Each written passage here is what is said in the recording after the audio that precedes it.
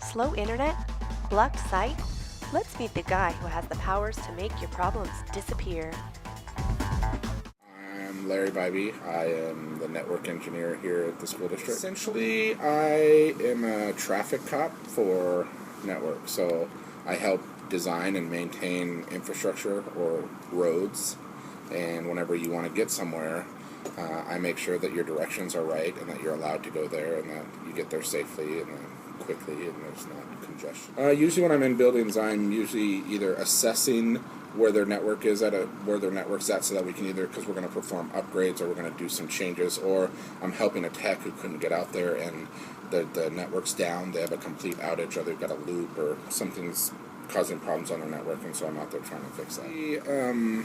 I do scope and design for our network, which essentially just means that I research and make sure that we're using the right type of switches for the type of traffic that we have, that all the equipment matches and can talk well together, that it best suits our needs, because we're kind of unique. When people are always amazed to find out just how much bandwidth we use, and the fact that we're on a fiber ring. To most of us, what Larry just said might have sounded like a foreign language, but there is one thing Larry does that we all are familiar with. You know that really annoying but really useful feature where you get blocked from a site by the Barracuda filter?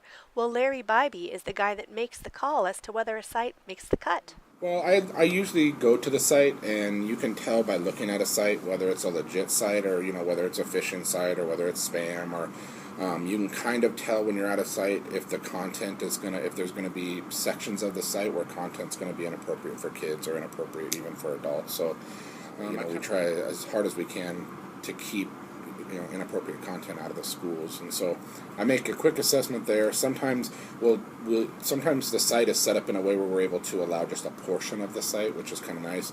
Unfortunately, video sites don't do that. YouTube just now started to do that, where we can just allow YouTube for education and block the rest of it, so we can keep inappropriate content, time wasting. Kids would spend all day on YouTube if we'd let them. So this way, they're just allowed to get to the educational site. And then we can go and say, we would like this video added to our educational site. So we can add specific videos that teachers request. So what is the best way to request that a site or a video be unblocked? They contact the help desk. Both Burke and I can allow sites through YouTube. So they contact us, and I'll just go and look at it. And 9 times out of 10, probably 10 times out of 10, when they request a video, it's a legit video. They're not requesting something inappropriate. But we just take a quick look to make sure, and then we just submit a link to our YouTube education site, and then that becomes available as well.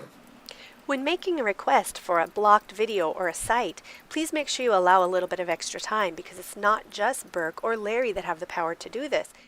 There's some time there, because we submit it to them, and then I think that they verify, because they don't want to be adding content to the educational side of their site that isn't educational. It kind of defeats the purpose. So there's a couple checks and balances there. I have to check and make sure it's okay. Then I submit that link, and then the team at Google, or there's a team of people that do YouTube for schools and YouTube for education, they go through and quickly look at it. So has the influx of new technology affected Larry Bybee? We got some really cool levies this year that helped us inundate this elementary schools with technology, and they used it to buy Chromebooks and iPads, which is great because they're really cool with what they can do with them. But at the same time, every one of those devices uses bandwidth in some form or another, and so we did have to up our bandwidth this year, which we just did a couple months ago. We went from 300 megs to a full gig, which has been super helpful, but in some form or another. So if you need the services of a traffic cop, you've got a blocked site or a slow internet, or you just want to spend some more time getting to know this interesting fella, what should you do? Usually the first place to go is through the help desk, but if you're in the middle of something or trying to teach and you're not able to connect to YouTube or something's not working, you're certainly welcome to call me, or if you can't get a hold of Burke at the help desk because he's on the other line, they're welcome to call me.